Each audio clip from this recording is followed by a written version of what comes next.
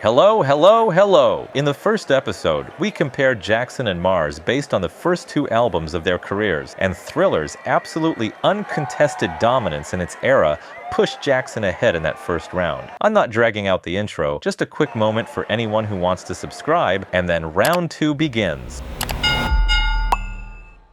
I'm switching the order this time and starting with Bruno's third album first. 24K Magic really is worth its name. Like 24 karat gold is not even an exaggeration. With 6 Grammys won in a single night, it sits in a position that's basically impossible to argue with. Chunky and That's What I Like are especially my favorites. In the production stage, mixing engineer Serban Ganea used parallel compression to create a modern pop sound that's super clear and right up in your face. And by shaping the synthetic bass and drums, especially in the 30 to 60 hertz range, with a specific side chaining approach, they managed to get a ridiculously clean but still fat sound, even in a fully digital environment. And on Versace on the Floor, you can hear exactly why people keep calling Bruno the new generation Michael Jackson. Just focus on the vocal style for a second. Let's take our time tonight, girl.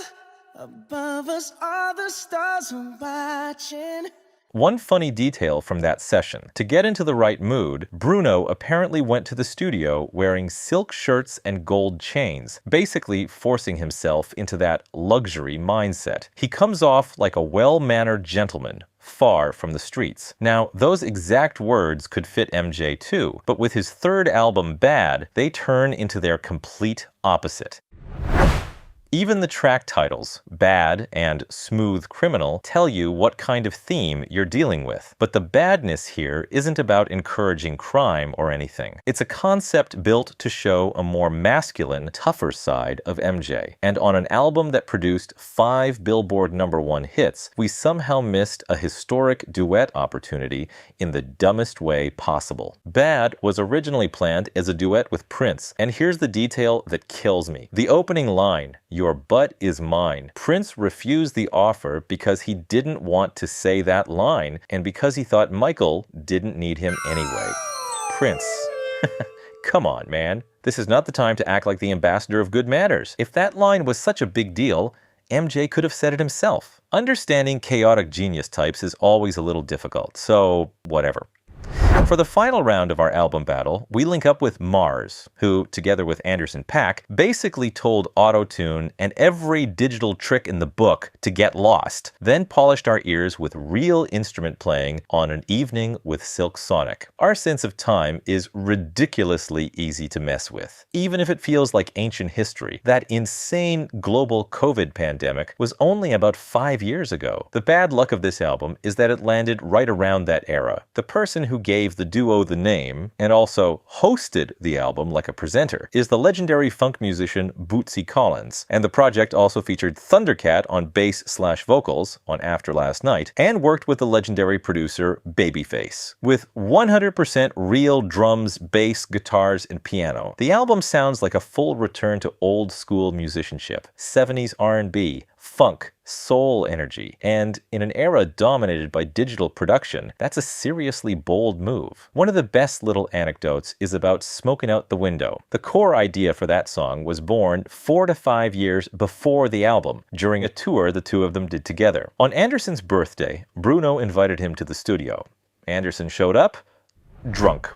And at the mic, he started yelling stuff like, "I'm the king of R&B. I'm the best. Tell me I ain't the hottest in the game. Call me. Tell me I ain't the hottest in the game. I need an exclusive." And everybody was laughing so hard they basically broke. A special dance choreography had been planned for the Grammy-winning Leave the Door Open, but on the night they were supposed to shoot the video, they decided not to dance because they didn't want to ruin the song's specific vibe. They basically went, "Let's just sit and sing." And that's how we got that iconic, simple, flawless clip. And honestly, they made the right call. Mars also did something genuinely new for his career by stepping away from pure solo mode and making a full album through collaboration. About 30 years earlier, MJ made an even bigger move. He said goodbye to his partner in crime Quincy and unleashed Dangerous with the rising producer of the era, Teddy Riley. At the time, the most innovative sound on the rise, New Jack Swing, was about to take over the music world, and Jackson didn't stand there watching the train pass. He grabbed a seat in the front. When you listen to Jam, She Drives Me Wild, or In the Closet, those metallic, almost industrial clicks and clatters, plus the layered vocals on top, are exactly the signature fingerprints of that genre. MJ pushed that style into something darker and more sophisticated. And probably the most famous moment from the album, the global premiere of the Black or White video, happened simultaneously around the world, reaching about 500 million viewers and setting a record that was basically unheard of for mass broadcasting and music consumption. Everybody knows what a Grammy is, but there's also something called the Grammy Legend Award, and plenty of heavy hitters have hugged regular Grammys all day long without ever even touching this one, and they probably won't anytime soon, because this award hasn't been given to anyone for more than 20 years. It's given to people who become a living legend in the music industry, artists who shape recorded music and create deep global impact. Unlike regular Grammys, which come through nominations and voting, the Legend Award is a direct honor chosen by the Academy. In 1993, the Academy learned MJ was basically bored of regular Grammys, so they handed him this award and calmed him down. Now, let's clarify a few things. Like I said, we're playing our game within the first 15 years for both sides. That's why I left out Mars's brand new The Romantic, since it hasn't even been out for a month. But to keep this fight fair, I can't ignore The Gap either. His latest solo album in that window is from 2021, so skipping the last 4 years would make the comparison feel off. And MJ's Grammy Legend Award in '93 wasn't immediately after his latest album either. It came about 2 years later. The truth is, Mars's momentum in the last 4 years is on another level. He dropped a hit like Die With a Smile, a song that could honestly make you hate weddings, but whatever. It holds the record for reaching 1 billion streams the fastest. He currently has around 17 songs in the Billions Club, and he's arguably in the most productive period of his life. So, yeah, so far, the scoreboard's still.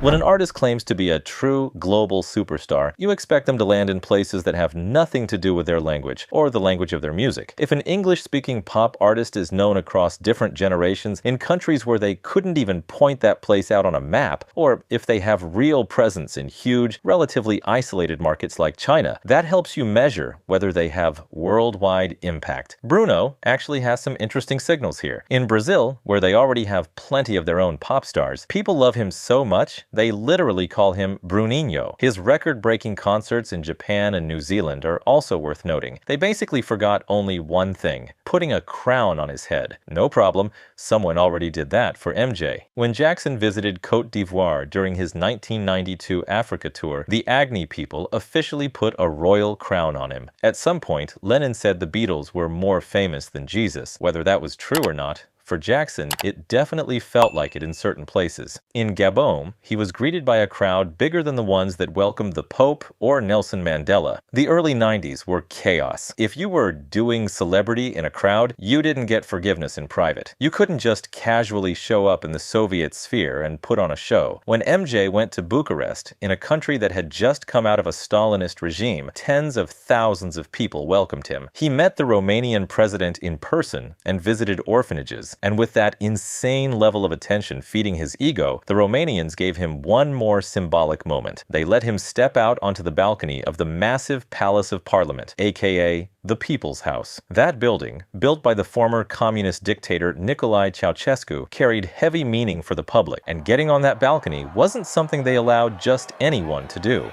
Our king grabbed the mic with full confidence and yelled, "Hello, Budapest!" Small detail.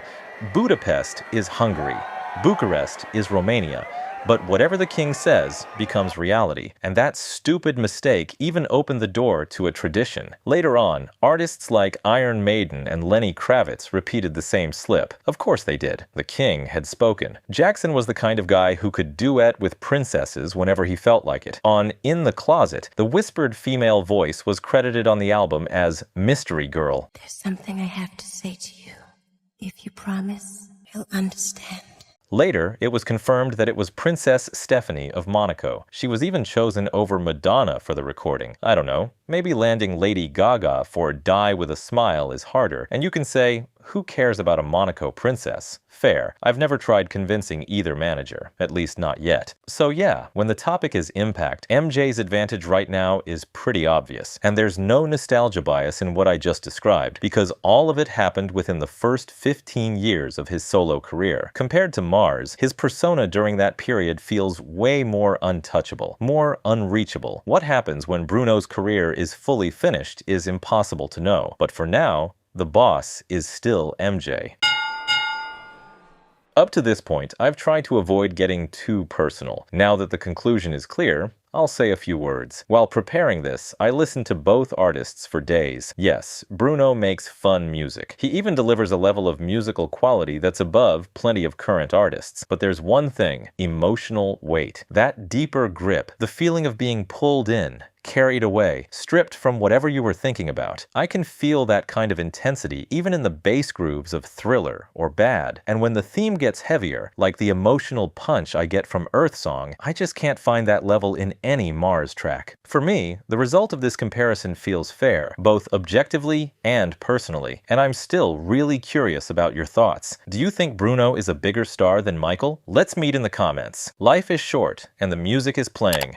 Until next time, take care.